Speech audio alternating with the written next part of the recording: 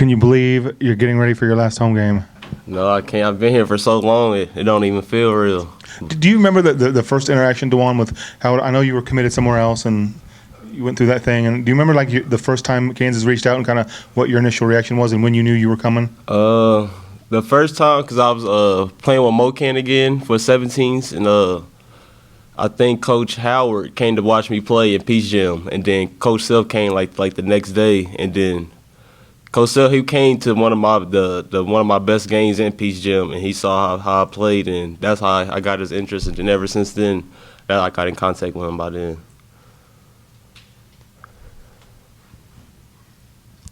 Coach Self's always spoken really highly of you. What's your relationship like with him off the court, away from basketball? I just know he changed my life. I know he got my back. I got his back. We've had a lot of ups and downs throughout the years, but we've been through the toughest times together.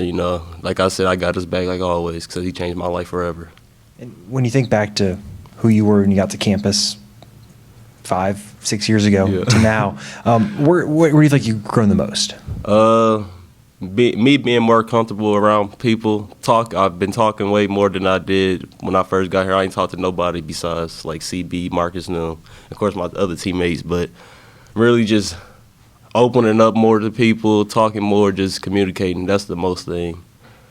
Looking back, what's your favorite memory here? And I'll start there. It got to be that the national championship. It got to be my favorite memory, but I'm trying to make another favorite memory too. So trying to go on a good run after senior night. So yeah, if you had to pick something besides the championship game, what would be your second favorite memory? Favorite? I don't know, because I have a lot of fun throughout my years, especially like on road trips, being around my teammates. We have fun, but I'd say the Bahamas trip was pretty fun. We went down there a couple years ago when we lost Tennessee in the championship. That was pretty fun. Puerto Rico was fun. Like I'd say all the road trips we went on has been pretty fun, just being around your teammates. The topic of you talking more and becoming more vocal has come up a bit this year with Coach Self saying he wants you to be like the most vocal leader. What has that process been like of trying to develop into that and apply that to this current team? Just when stuff goes bad, I need to be more vocal. I talk, but I need to be on to players more. It's getting down to crunch time too, so whenever we start doing stuff we're not supposed to be doing, I just need to speak up more, get that aggressive side out of me.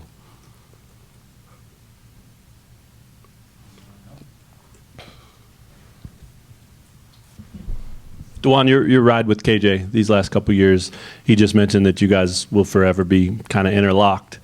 Role players that you were in the early stages, kind of leaders, faces of the team these last couple years. What's that meant to you, him, and having that guy next to your side the whole time? Like I said about Coach, me and KJ, we've had a lot of ups and downs our college career. So the toughest time we've been together, we had a lot of talks. In the back of the bus, we sit next to each other. You can't even explain it because we spend so much time together. We know each other very well, playing alongside each other so much. So it's been a fun time playing with him. That's my brother for life too. He also said, I think the quote was, "We kind of made this place us." I assume that means just taking everything that KU is, the traditions, the culture, the history, all that, and just putting it into who you are as people and players. Is that something that was intentional, or did that just happen? Or a lot of that stuff goes to like the past players that came before us, because we learned from them.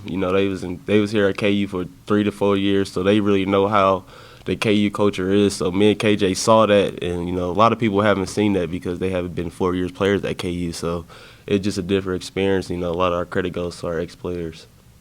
This program's had a lot of success on senior night over the years. What does it mean to you to get a chance to continue that streak with maybe a big win on Saturday? It's my last game at Allen, so I gotta go out with a bang.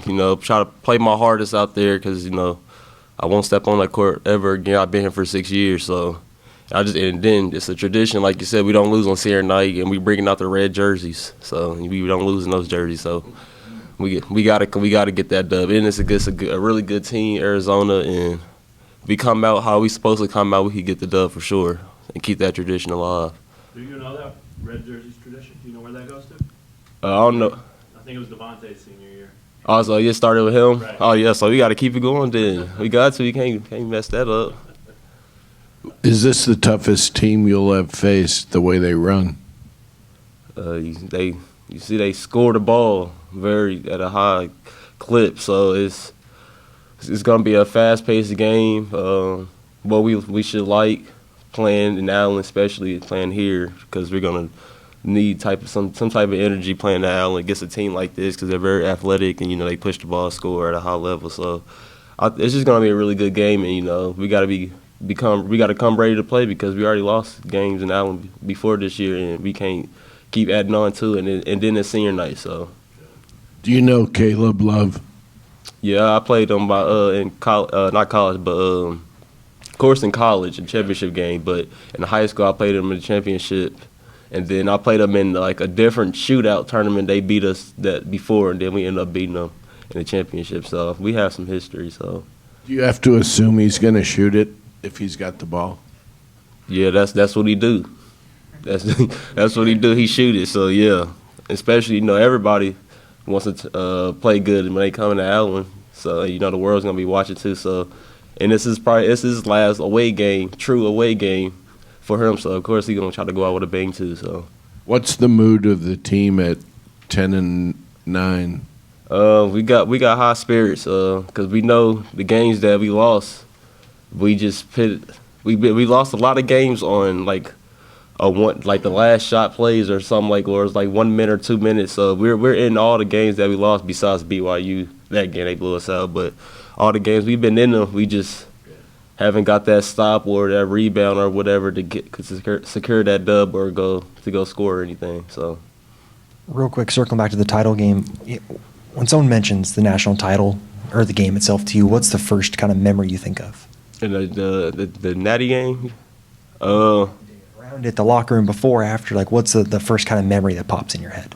The halftime, we was all walking to halftime, and you remember what CB said about Dave. About him like laughing and stuff with a smile and whatever, telling everybody we good. It was just because I'd never been in that predicament before, and he was telling us how we was good and we was down 15 in the national championship game, and his words of wisdom, like we believed in what he said, and he got us going in that talk. So,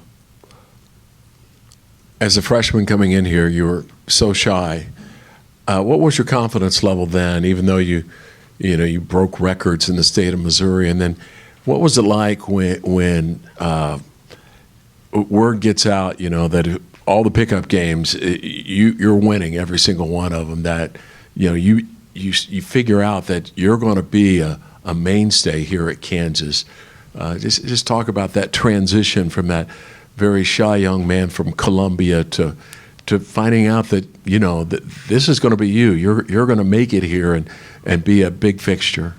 Really, I just have a mind. Like growing up, I always carried a basketball around me. I always wanted to play basketball. That's all I know was basketball.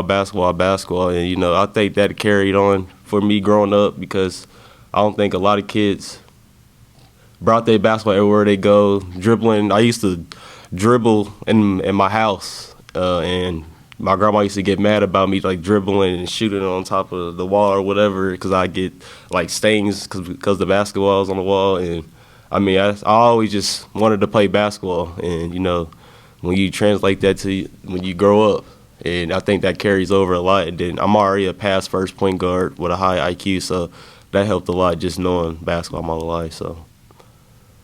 All right, Devon, thank you. Thank you.